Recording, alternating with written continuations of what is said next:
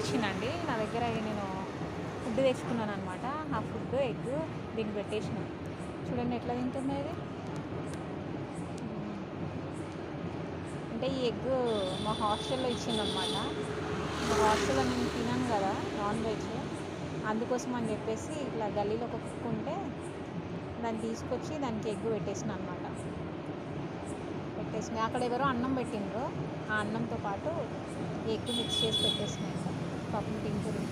ఎంత ఆకలితో ఉందో అసలు. చూడండి. తిను తిను తిను తిను తినమ్మ తినమ్మ తిన్నాను తిను తిను తిను.